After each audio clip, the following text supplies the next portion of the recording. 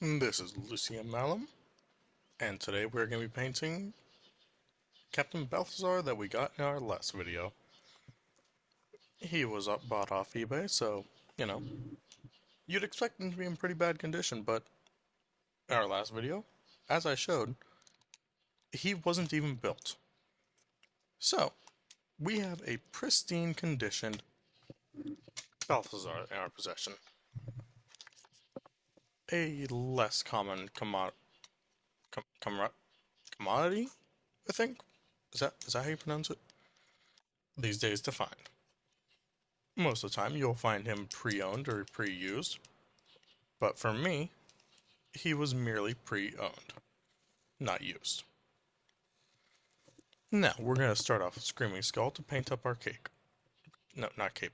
Cake. Blah. Not cake. Cape. We're going to use this to paint to the top of our cape, his waist cape, and his arms. We'll also be using this to paint up the first layer of the wings on the helmet. Those are the victory pinions, meaning, he's really good at what he does, being a captain now. Or, he was a captain. He's dead now. Rip. Post his death, he was replaced by Lazarus, a Primaris model that, honestly, while okay, he's not exactly the best looking Primaris Dark Angel unit. He never was. He's booty. Rip. Now that we have all that done, we're going to use our Caliban Green to paint up the actual armor. This will include the wrist gauntlets, the elbows, parts of the chest, the toe beans, the helmet, the backpack, the neck guard, and the back part where the backpack connects to the actual armor. To, power the suit. Dark Angels in Warhammer 40k, well, 40k, wear the dark green armor to represent their ties to their original homeworld where their Primarch Lionel Johnson grew up, Caliban. Caliban can be seen as medieval Europe, but with high-tech knights, essentially, and, all their folklore, monsters, dragons, basically all their cryptids and stuff, they were real. They were real, they were terrifying, they stalked the forest, and that's why the Knightly Order was created on Caliban. To combat all of these disgusting creatures. Yeah. With that done, we can start up with our corn red to paint the underrobes. This will include his bottom skirt, hit the inside of his cloak, and the inside of his sleeves. We choose this as, red and cream are a very good, contrast to each other. Now that we are all done there, we can continue our work with the cream, or Screaming Skull, I guess, and paint up the wings. These wings indicate his victories and, well, their mark of rank. And that's why all high-ranking Dark Angels can be seen wearing something similar to this, or just having feathers from the birds of Caliban.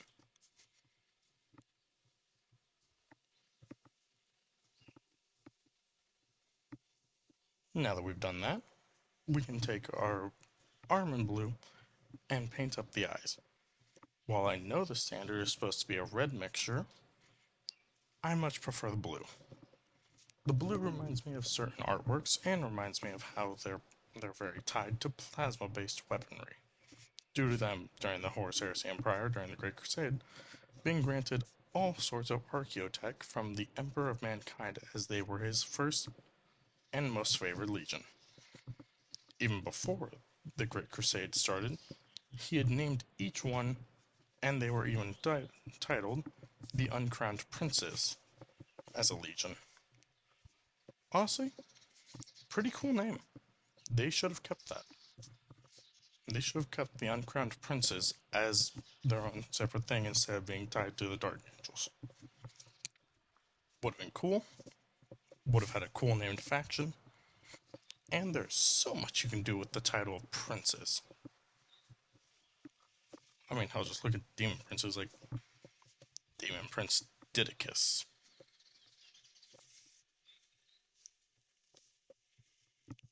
Now we're going to use our Runelord brass to paint up the helmet. This will be done up on the, uh, what would you call it? Basically the trim and the trim leading up to the top of the wings. It's not much, but it's enough. We will also be using this to paint other little bits and bobs across the armor. His little tokens of the Dark Angel symbol, the plasma guns, Aquila, well, half Aquila, the skulls, and the barrel of the actual plasma on the combi plasma.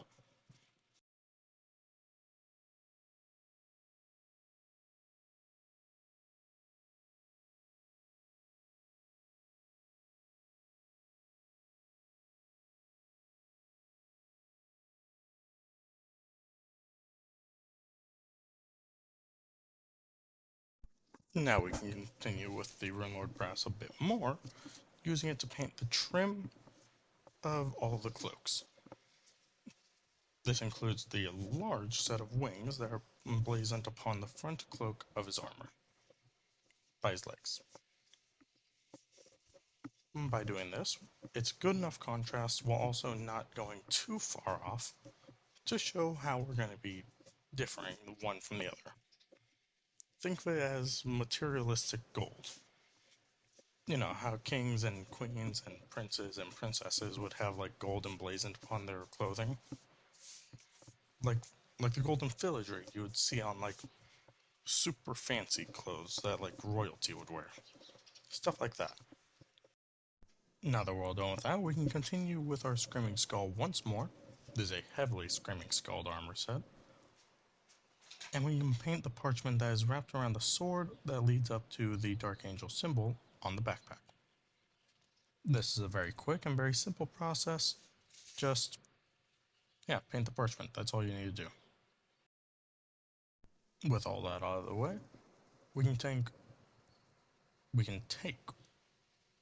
our Grey Knight steel and we can paint up Balthasar's Heavenfall blade.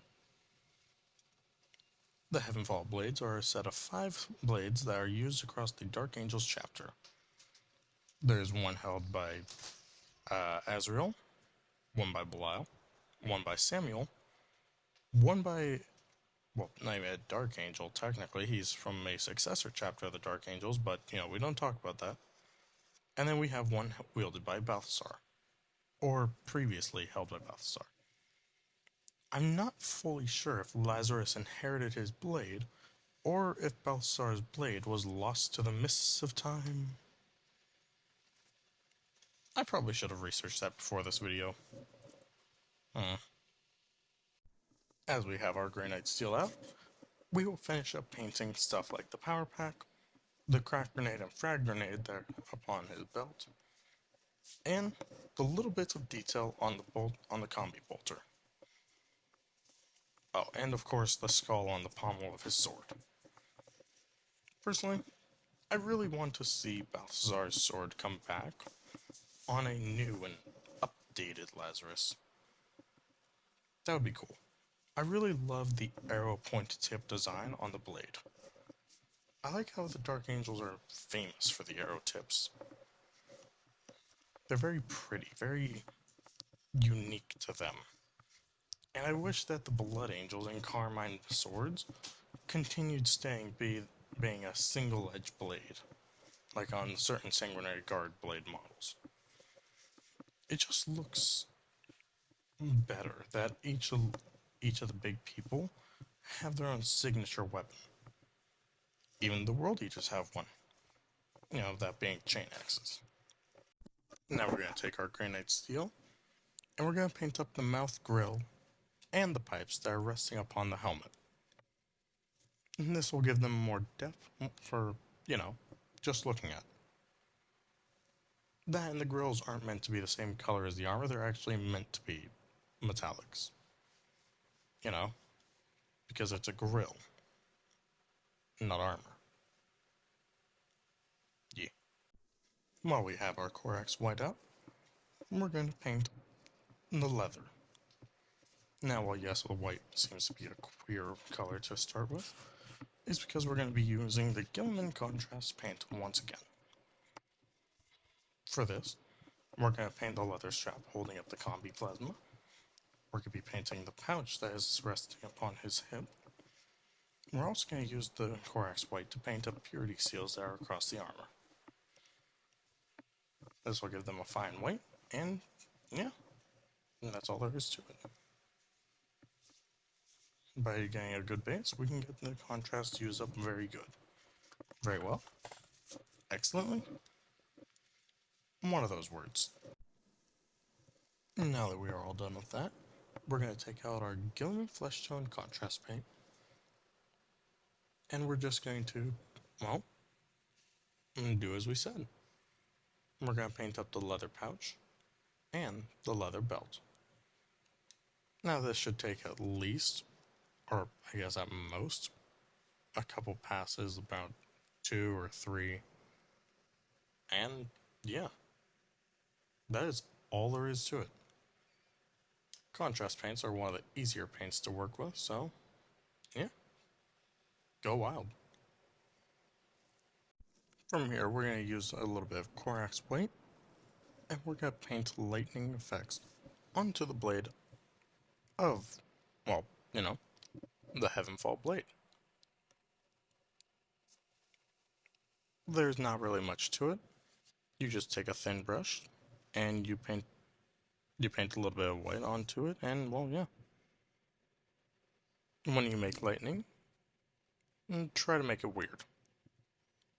Sharp, jagged, and just weird. But not too sharp to where it's noticeably fake. Well, it is fake, so it'll be noticed. But natural, sharp. When doing this, make sure you don't cluster it too much like I did right here, otherwise it will look weird when you eventually, pull it out. Once you're done with all that, take your atherimatic blue, or whatever it's called, and just glaze over the entire blade. That'll give you a nice look to where it's energized. And once you're done with that, you can come back with the Corax white to slightly trace the centers of the now light blue beams of lightning, making it look like there's a brighter core at the center. And with that, you have an energized blade. Last but not least, we're going to take Sepia Seraphim, and yeah, we're just going to paint the cores of these very white feathers that we have now to where they look more natural. I don't really have anything funny I can say for this bit.